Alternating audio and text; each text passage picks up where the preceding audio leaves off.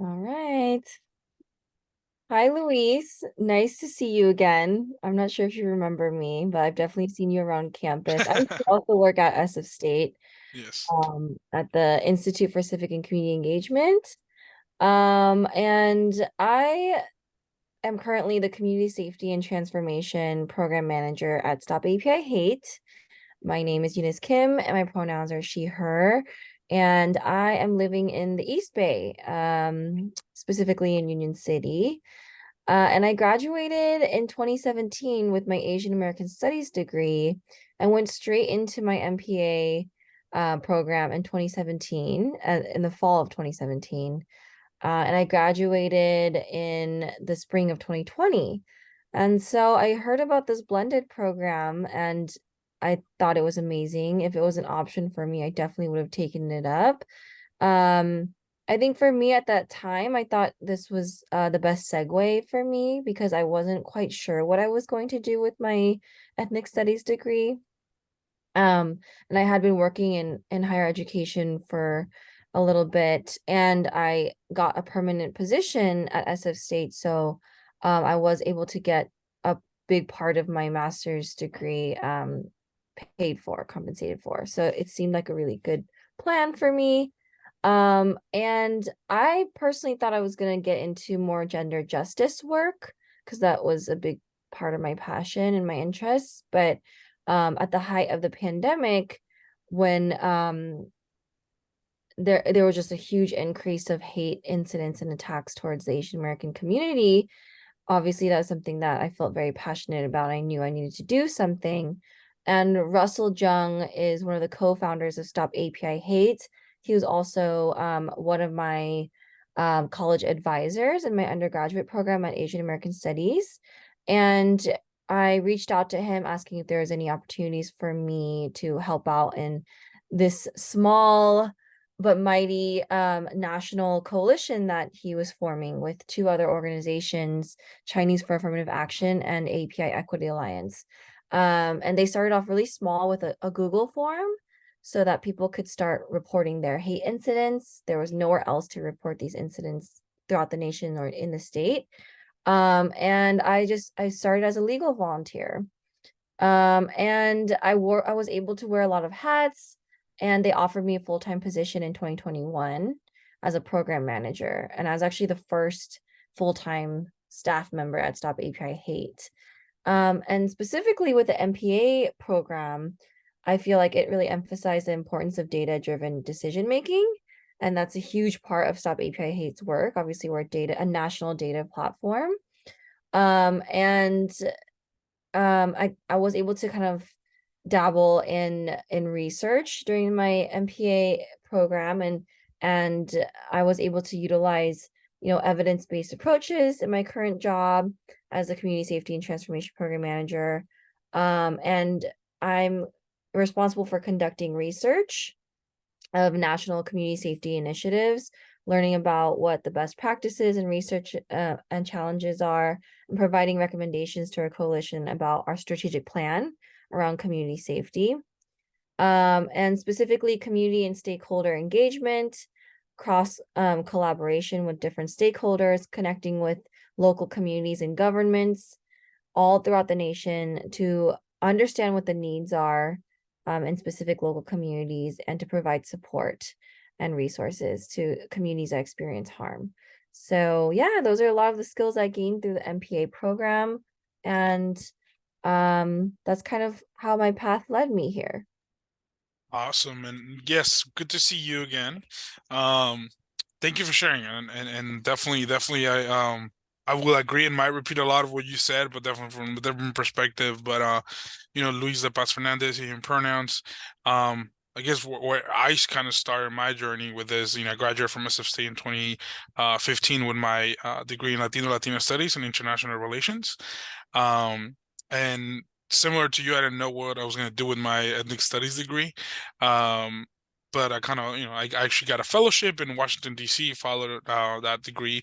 That it was really, for me, it was more of like you know, a next transitionary period on like just kind of extending my college time of like, what am I going to do next? And it opened an opportunity to come back to SF State and afterwards to work. And so I started my journey at SF State as an employee as well in 2016. I did outreach for the university, and then I did some admissions work.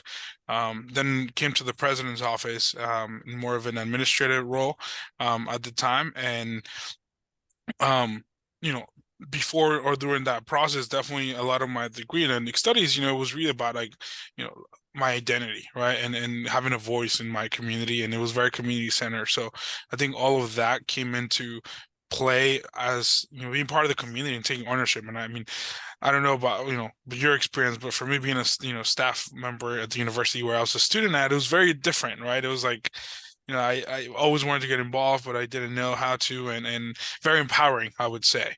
Um, and I knew I wanted to get a master's degree, but I didn't know in what. And being first generation student, I was like scared of testing. I'm not gonna lie, and that was something appealing of the MPA program, that I didn't have to get a test to like prove that I belong in there, or like that I was smart enough, or like it wanted me essentially. I applied, out of I'm not. It's a story that I always tell people to not do that.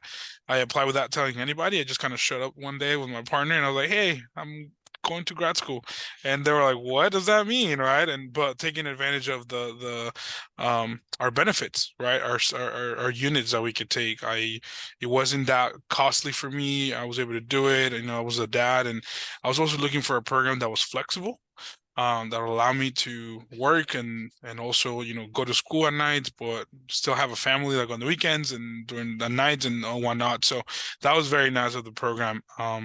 And I honestly did a lot of it, bringing that lens from the College of Ethnic Studies and Latino Studies really was very helpful. Everything that we learned, right, from how to manage people, right, and really coming from that, like not just diversifying just to diversify, but then how do we empower people that are going, are in our programs now and working in the university.